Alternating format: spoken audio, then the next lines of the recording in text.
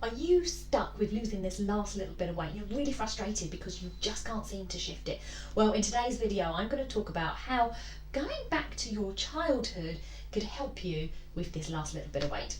So hi, I'm Vanessa and I talk about all things the emotional and psychological side of eating to help you with weight loss. So keep watching because I'm going to take you through a process where going back to your childhood and healing parts can really help you.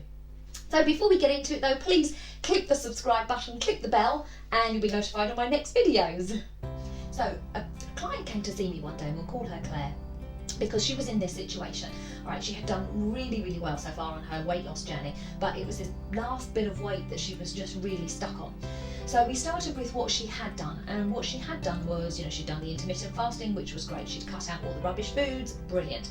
She was going to the gym, so she'd really had a big overhaul of her lifestyle as well. But it was this last little bit that she just couldn't lose. And what was it that she'd doing? So she had, upon discussion, done everything on the outside, but had not worked on the inside of herself, the mindset, the emotions, the psychological side of herself. So on talking, we then reflected back to her childhood. And she said, overall, what happened was her parents were, overall good parents, right? There was no sort of major trauma. And so she couldn't think what perhaps caused this, herself to hang on to this weight, but also the slight few eating patterns that were still there. And describing her parents, she said, overall, they were just angry, not very happy parents, shouty parents.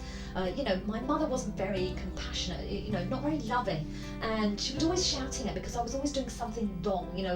I could never do anything right in her eyes, or I was always getting told off for things, and my parents were always like shouting at each other as well.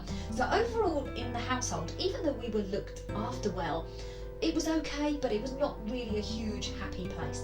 And she said what she said she noticed was she would go into her room, she would retreat into herself, and she would go up to her room and she would take food with her. Now this is quite common for children because the food is available, and because she was young, obviously she couldn't cook, so what she found herself taking was the biscuits, the snacks, the crisps, what was there that was available that she could eat. And she said, and in her room, it was like her place. It was a nice, safe, quiet place. And food then was with her. Nobody could take it away from her. She had this freedom to eat, as much as she wanted, whenever she wanted. Food didn't shout at her. Food didn't judge her. Food, over time, became her friend. And so she developed then this eating, or this pattern that whenever she faced conflict in her life, or a tumultuous time, stressful time, she found herself turning to food because she was repeating this pattern again and again. So she had done really well on stopping, eating as much as she had done, eating completely the wrong foods, but there were still just these few times that when she would come into conflict or stress, that she would then turn to food. And so here's what we did over a period of time. So the first thing we did was I got her to imagine going to her older self, so being her future self, right? So this is in her, under hypnosis, in imagination. She travelled forwards in time. So she met her older self, and she then became her older self to learn the wisdom, what she'd learned along the way, and just how life had evolved for her, and her new knowledge. Then what we did, so she sort of like got in tune with that. The second thing was then, we got her to imagine the old self coming right back and visiting her younger self. So she stood beside her younger self. She found her younger self at periods in time where she perhaps needed somebody to be there for her. The third thing, they started to build a relationship. So the older self started to really reassure the younger self, I'm here for you, and would ask the younger self questions. What is it you really need right now? What do you want from me right now? How can I really help you? And just sit and listen to the younger self. Now, of course, this is all going on in the imagination, but you just let it flow and you just see what comes up. The fourth thing then she started to give, the younger self the real words of encouragement. I'm here for you. I'm here to support you. This would all be in conversation. I want you to know that I'm here beside you. What you're doing in life is okay. You okay, you are loved, there are people out there who do love you. So really, as you perhaps would start up a conversation with your own child, if you have one, or or you would perhaps like somebody to be with you, just to know that you're loved, someone is there for you, someone understands you. It's okay how we are.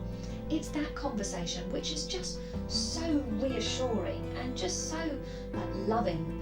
And so this friendship and this their relationship started to build. And then, because what we were doing, we were then starting to get her to build a friendship with herself.